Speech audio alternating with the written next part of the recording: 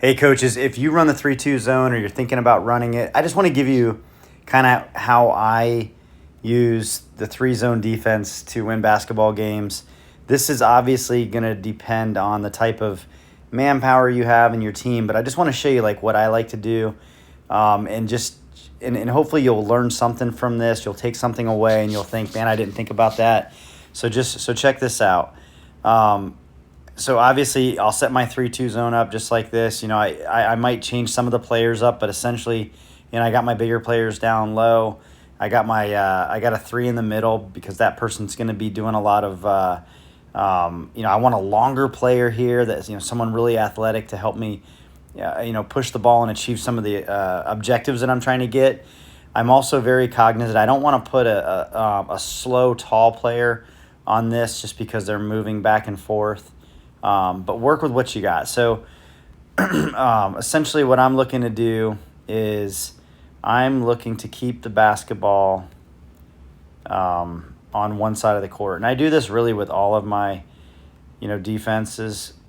But essentially what I'm doing is I'm telling my number three that I want to have him or her, I want to have him or her discourage the ball handler from getting the ball onto one side of the court. So I pick a side, or I have them pick a side, and it's their job to not, I don't want this player to, I don't want this player to be able to, I don't want this player to be able to just be up here doing whatever he or she wants. I want this player to encourage the pass down. And, and I don't want anything being passed to the high post, so I'm just discouraging this pass here.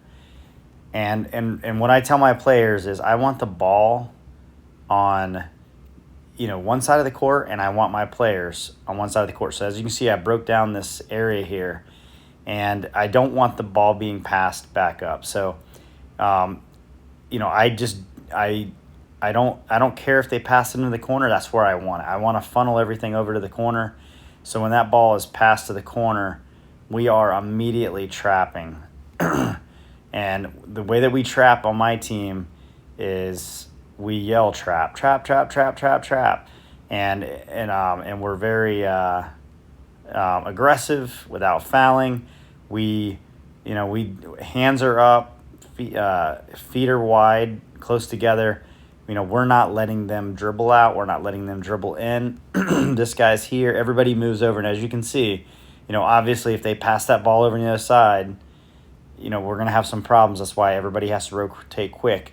But I am teaching my players to be aggressive, and that the only acceptable outcome here is, getting a call for holding the ball too long, or the player, putting the ball down, getting a double dribble, or just throwing it up in the air, right? Like that's the only outcome that I want whenever I'm doing this. Now, if I'm playing against a really good team and it's an outmatched offense, I might stay behind the line.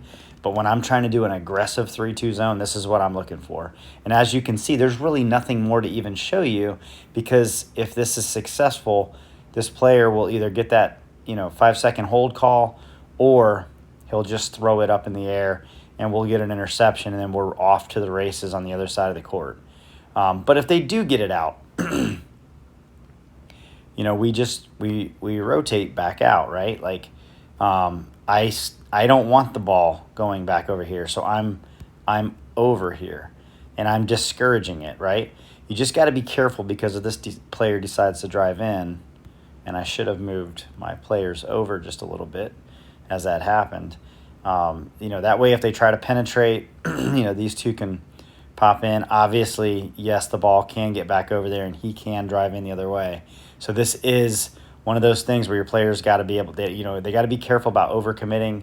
They have a job to do. They want to discourage that pass, and they also want to be able to stop it. So this, you just have to teach this to your players and assess it during games. Is the offensive team you're winning or you're playing against, are they smart on strategies to overcome that? Are they good under pressure? And it's okay if they score on you.